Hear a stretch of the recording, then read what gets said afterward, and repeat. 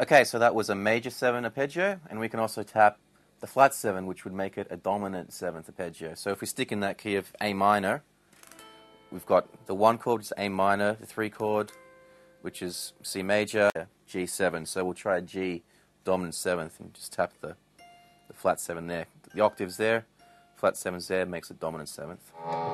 So like this.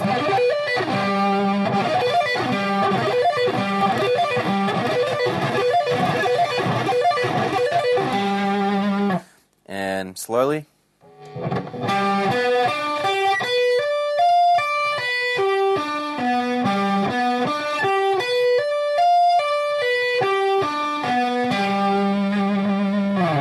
Okay, so even though this technique may be a bit flashy, and a bit show-offy, it really does provide a great opportunity to color your arpeggios with different chord tones just by tapping different notes.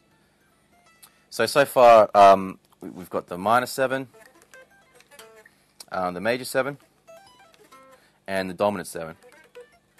And you could just run that through as an exercise, something like this.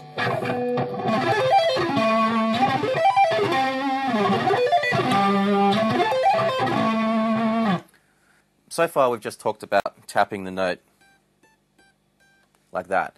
But there's a few other cool variations that you can try.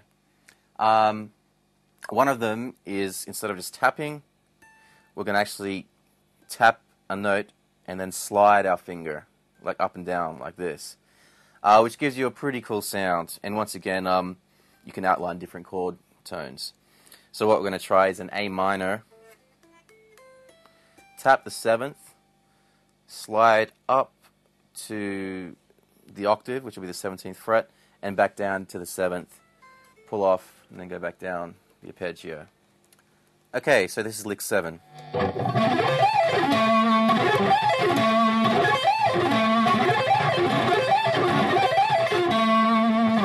Something like that, and slowly.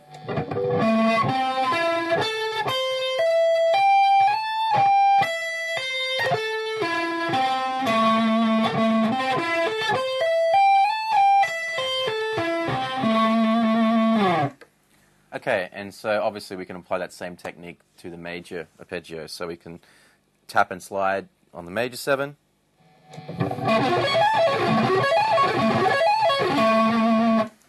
And tap and slide on the flat 7.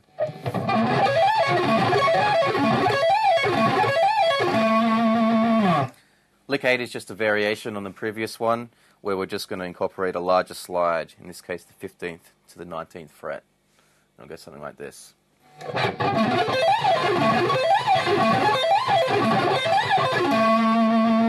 And slowly.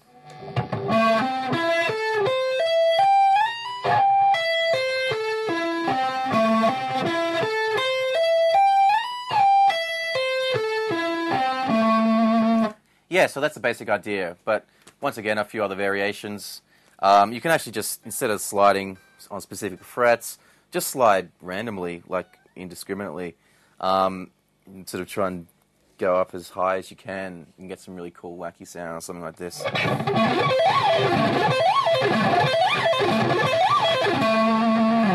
Okay, so lick 9 is going to incorporate one of my favorite things to do, which is going to be doing this sweep with the tap, and then we're actually going to bend that note as we're still holding the tap. It sounds pretty cool, and it's really good for sort of highlighting notes and things like that, especially in sort of climactic phrases. The basic technique is we're going to do the sweep, hammer on, tap, then we're going to bend that note, which will be up to the octave in this case. All the bend comes from these fingers. This one just comes along from the right, so you're not going like this. They're really, really hard. So yeah, sweep, hammer on, tap, release the bend. We're going to pull off with our right hand, then hammer on, pull off with our left hand, and then go down the arpeggio. And it should sound something like this. Lick 9.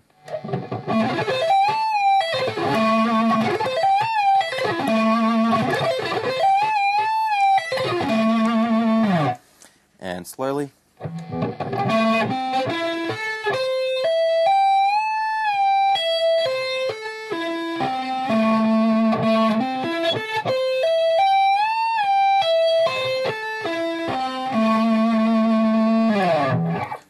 And once again, try that with your majors.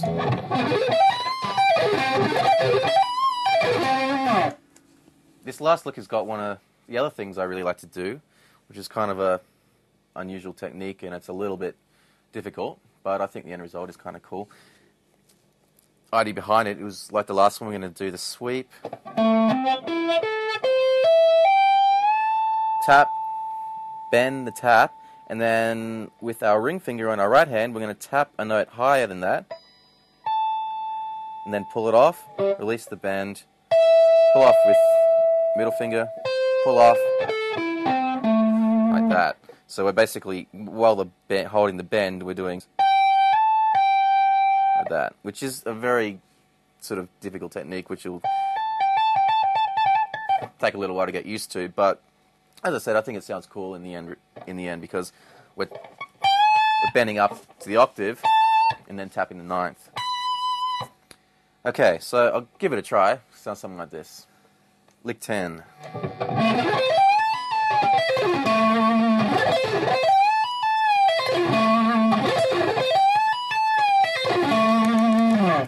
And slowly.